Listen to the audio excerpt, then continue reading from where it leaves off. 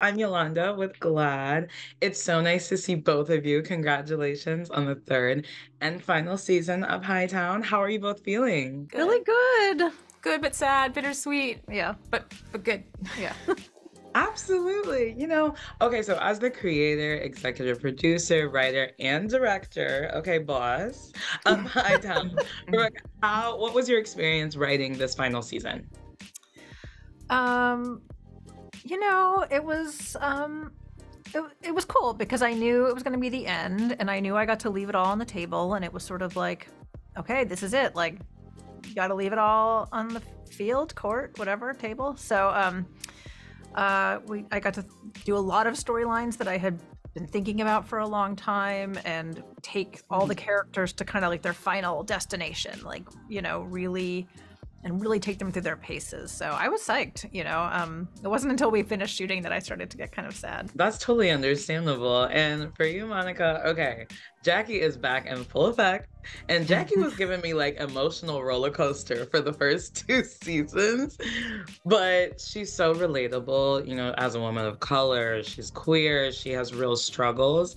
And so how do you feel your character has really evolved, and why do you think it's important to show that character's evolution? Well, we see her evolution as pretty messy. It's up and down and topsy-turvy, and we see that it's not just a clear path from A to B to evolve into a higher version of ourselves, right? It's a lot of stumbling. It's a lot of missing. So she's been able to overcome a lot of that, a lot of her own demons, and sort of trauma and resentments.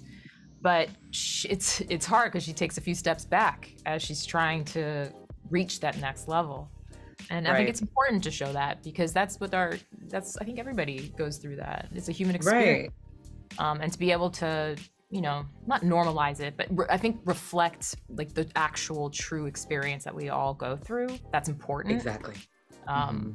Yeah. Here at GLAAD, like you said, we know representation, it's powerful, it's inspiring. And so why is it important for both of you to be telling these stories at this time, especially during this time?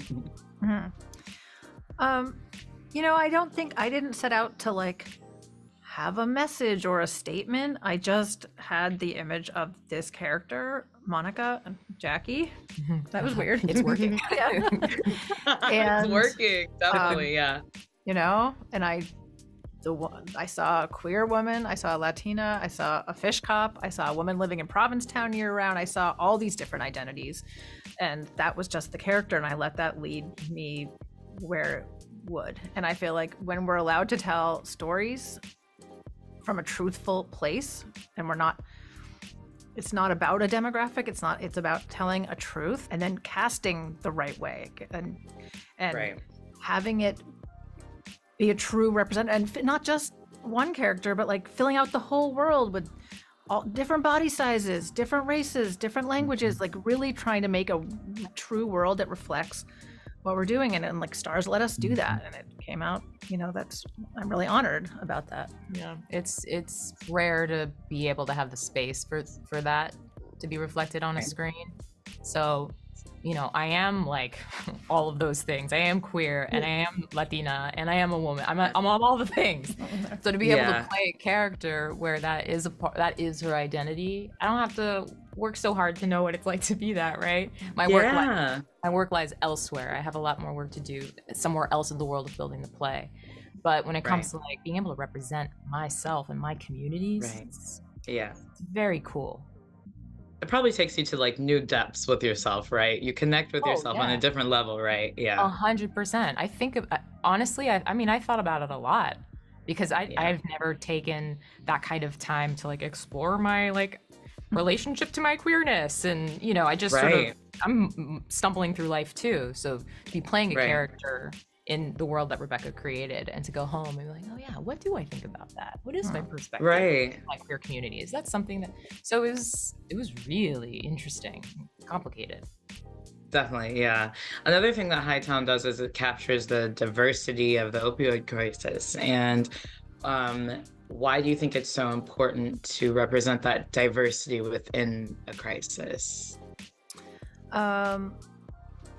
That's so interesting. I mean, I think it's an American crisis, and America is nothing if not a melting pot is the cheesiest thing I could have said right now, but it is, and it affects all of us. And I know, I think there was rightly people pointing out that when it was a white epidemic, it got called an epidemic, whereas crack was considered like brown and was a criminal situation. So I think I tried to highlight some of those issues on the show without making it be like, eat your vegetables and learn your history. But right.